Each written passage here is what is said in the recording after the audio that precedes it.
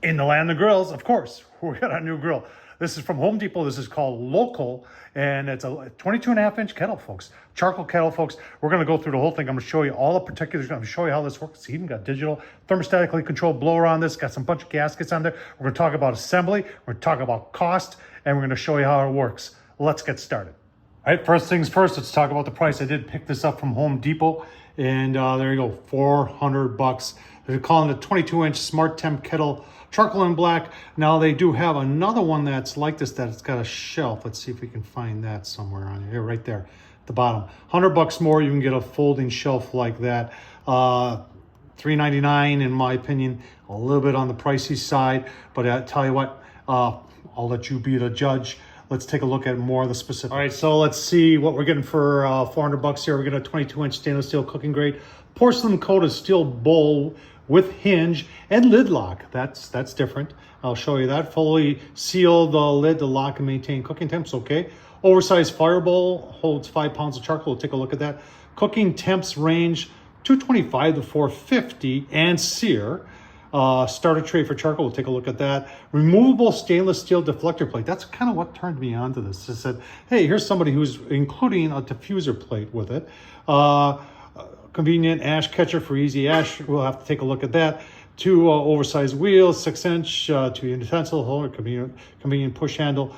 There's your dimensions right there. I find it interesting that it's the same size as a Weber 22-inch. We'll see if some of our Weber 22-inch kettle accessories do fit. $400, that's the thing that keeps on sticking out in my mind. All right, so they talk about fully sealed. It does come with a gasket already installed. And here's these catches here. That's metal, and it does catch and lock the lid in place, which is interesting because I've never seen that before. And it just locks just like that. And then it does lock very nicely. We'll see how tight that is once we get some charcoal in there. And then to open it up, you just open it up like that. So that part is heavy duty. Let's take a look at the hinge on the back. All right, so there's the hinge on the back. And you can hear the motor running because I do have it plugged in and the temps set. And then when you open it up like this, there's a switch back here, folks, right here. And that turns the blower on and off. All right, question, will it fit other Weber 22-inch kettle accessories? Yes, it will. There's the Weber kettle rotisserie accessory. Now you say I've got a regular lid on there. You could pull the pin, and it's just a pin with a screw in it, off the LoCo, and right there where my finger is, and put that on top of it. But remember, your handle is in the front here. So if you have a other lid from a Weber kettle, you could use that. Well, continuing around with the front, this is your control panel right here, folks.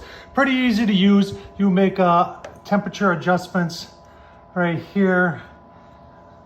I'm gonna press that first. There's your timer. There's your temp. Then you just use the dial right there. Dial it up and then press it and it sets it. And pretty easy to use so far. We haven't had any fire in there yet. You've got a grill tool there. We'll show you that on the inside. Nice handle here. It is 2 wheels, 2 legs. In the back here, this is where your blower is.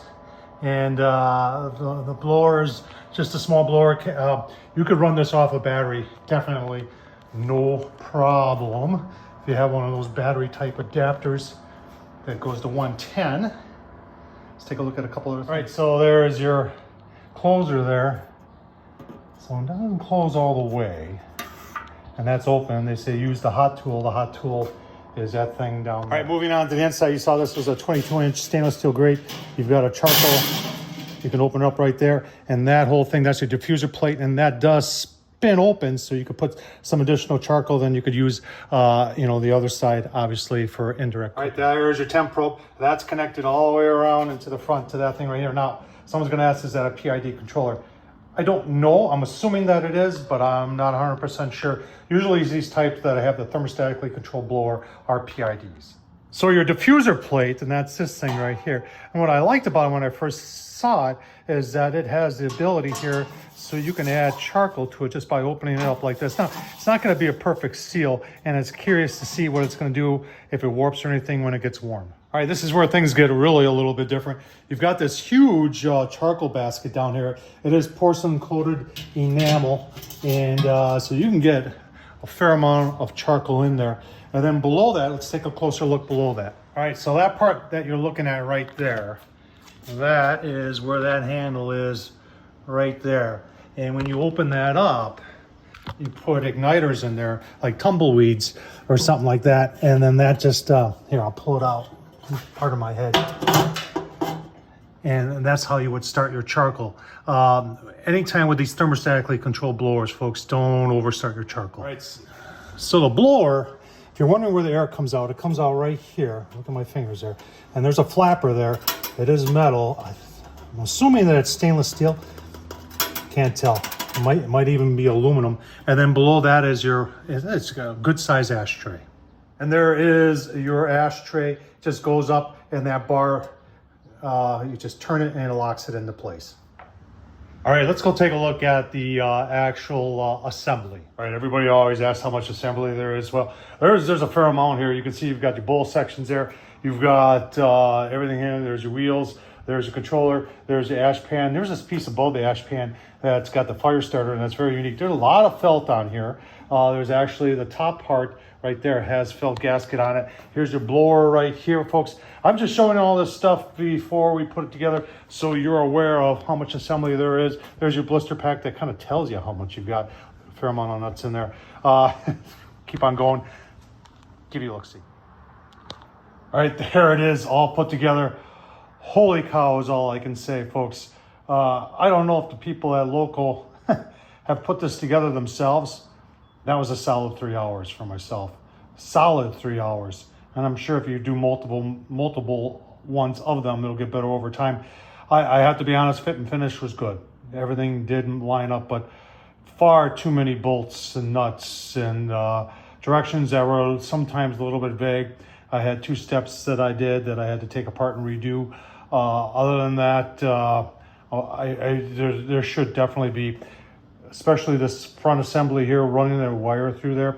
I ended up taking another wire from the shop, attaching it to it to pull it through. There are so many things, folks, that in my opinion, if you can pay for assembly, and hopefully they'll be able to do it right, it may be worth it. But 3 hours is what you're going to need to put this together. All right, now that you've watched the assembly, let's talk about the warranty. 1 year. All right, let's get it fired up. I got some Kingsford Professional, just a half a bag I'm trying to get rid of. I don't have the half a bag in there.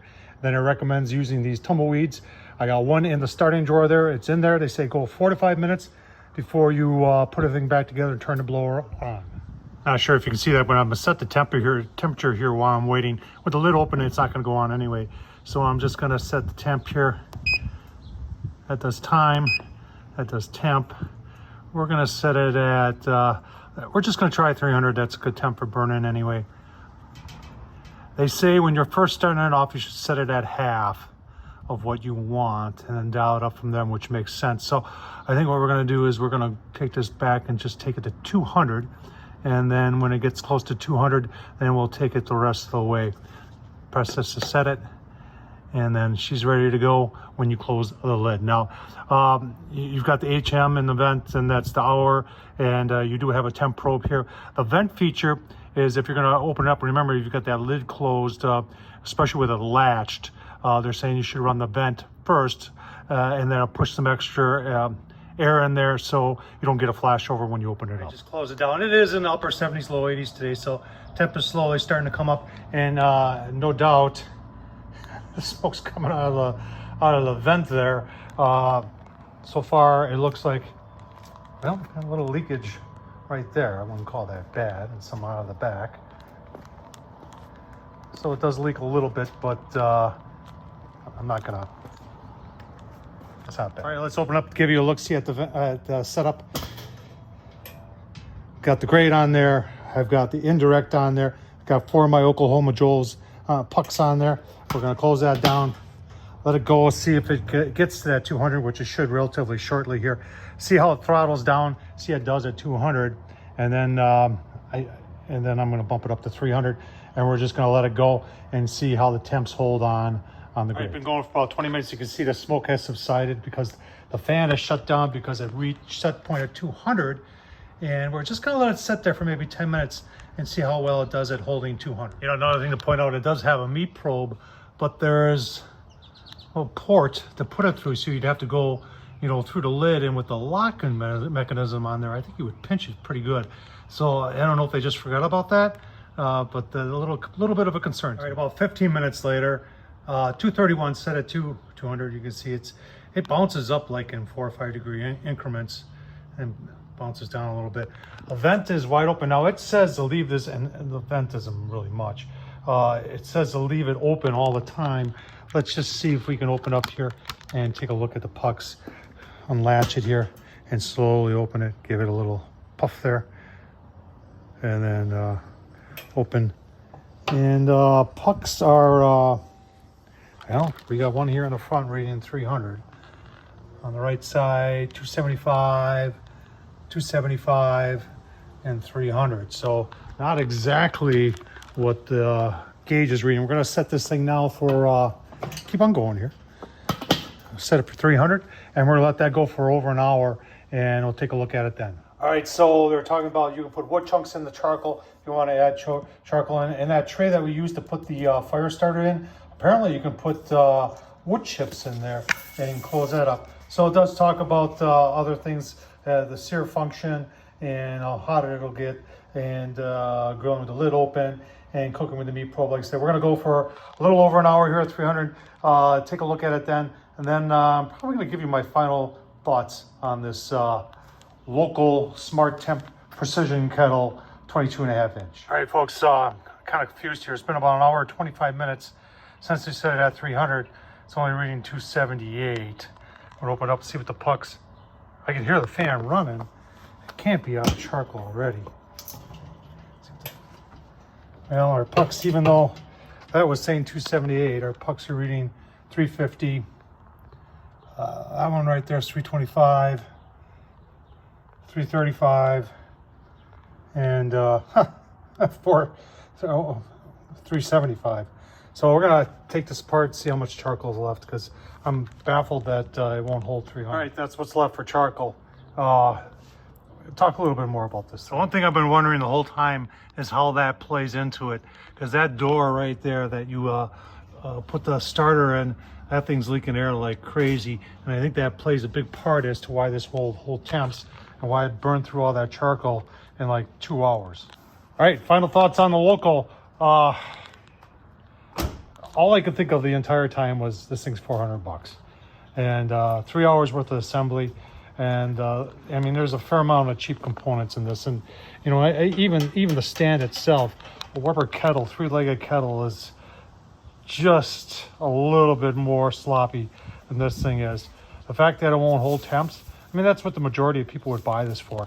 If you want to see alternatives here that could do the same thing for a lot less money, hang on, let's show you. There's one right there from Spider Grills, the Venom, $200. You put it on any 22-inch or 26-inch, and it'll do it better than the LoCo. Here's what I would really recommend to you folks. If you got $400 willing to spill it on the LoCo, why not go with the Auto Kamado from Char Griller?